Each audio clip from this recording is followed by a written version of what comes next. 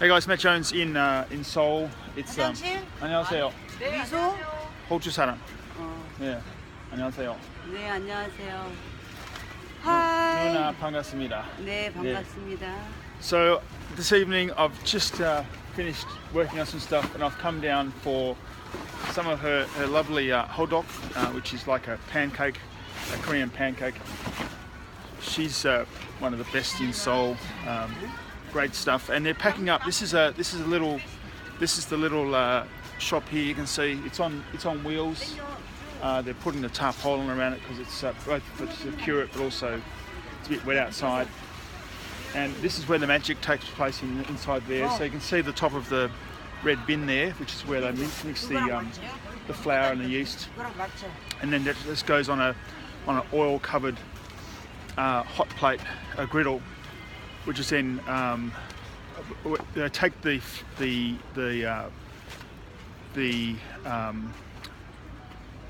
dough mixture and they add to it like a sugar mix on the inside with some seeds and some other things, and then when that gets put onto the hot plate, the griddle, what it does is it caramelizes and it tastes like honey, so that sort of like a honey hodok, even though it's just a sort of a sugar mix. But today is it's the 20th. I think it's the 20th of. Is it the 20th? It must be the 19th of. I think it must be the 19th of February, because it's the day 50 of this 100 days to harvest. And if it's not, I'll make a note on this to get it in editing. But I'm pretty sure it's the 50th day.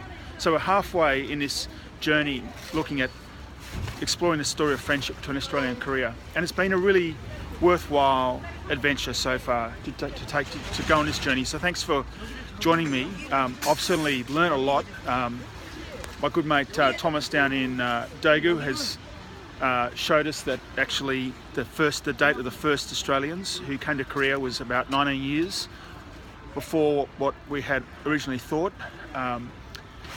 Speaking to a number of people, I've encountered some really great stories about different experiences with Korea and what that means to different people.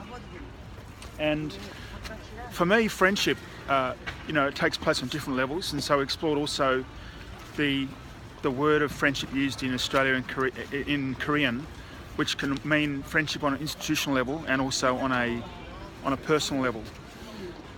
Speaking on a personal level, the friendship is the familiarity to come and speak to these ladies here, even though they're packing up the shop. They're quick to say hello and have a joke. Our relationship is not just about me buying their hodok. We have a friendship where they're surprised to still see me in Seoul. They wanted to know why I didn't go back to Australia just yet, and so that's great to have that sense of friendship. And of course, just this weekend, it's been great to see Julie Bishop, Australia's Foreign Minister, visit Korea.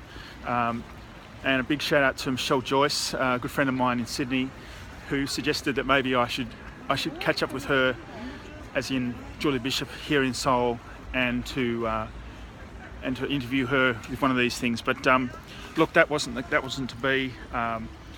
And besides which, I mean, she's got a pretty busy schedule, and I think it's important to note that not everyone has to be at the centre of the centre when it comes to the friendship. We all have our part to play in terms of this friendship between Australia and Korea.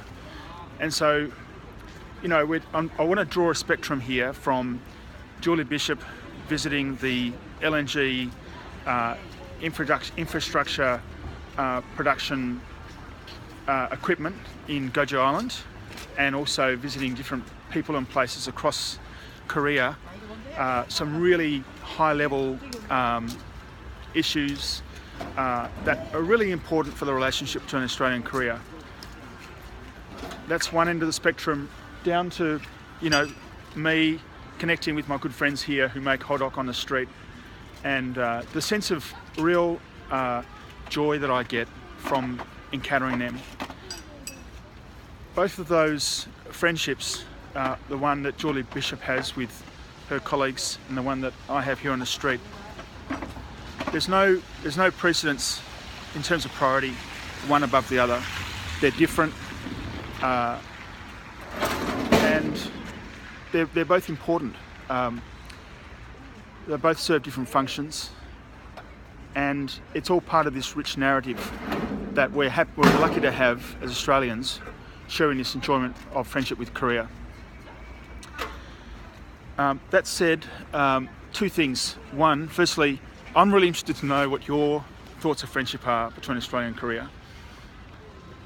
And for some people, this can be maybe a bit of a prickly topic because we love to have friendship and connecting with people is a very human activity experience. And for some people, traveling.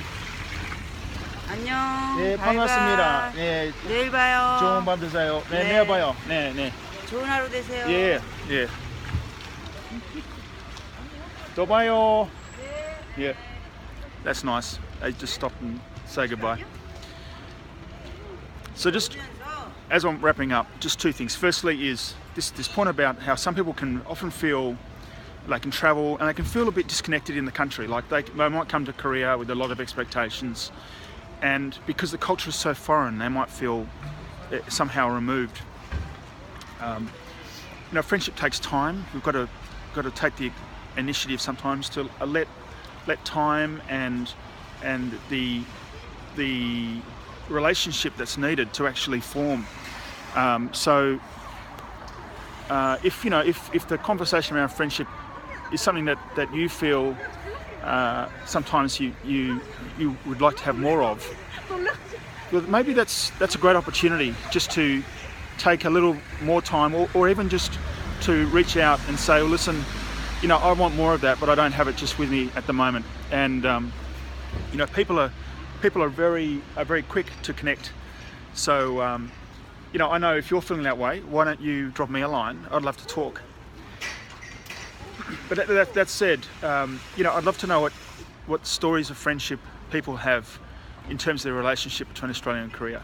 Whether it's just between two friends I have coffee with, or whether it's something much more seemingly significant on a high level item.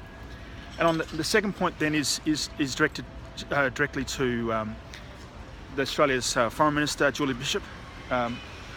Minister, I remember back in, I think it was 2013 in Melbourne, you attended a conference and spoke as a keynote. It was called the Australia in the Chinese Century Conference.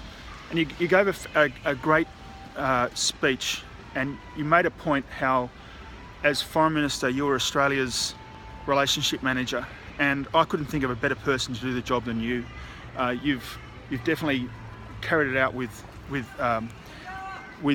really skill and great empathy for Australia's friends, and sometimes in difficult situations you've navigated some waters that needed to be stilled, and all respect to you for that. But here I want to talk to you about the relationship between Australia and Korea.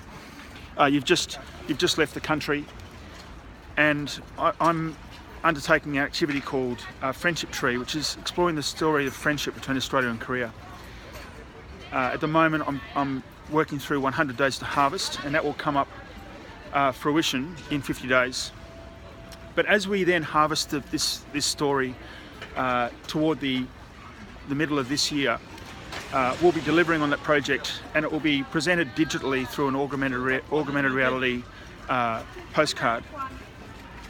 My request to you is, could I respectfully ask you to provide a introduction to the story of friendship between Australia and Korea that will feature in a most appropriate way on this digital gateway that people can access through this augmented reality.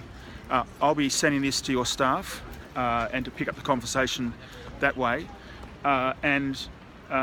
If we could take the conversation further, I'd also love to hear what your staff's and your view is as to how best we could, if it's possible, to incorporate your welcome for people as they visit the Project Friendship Tree.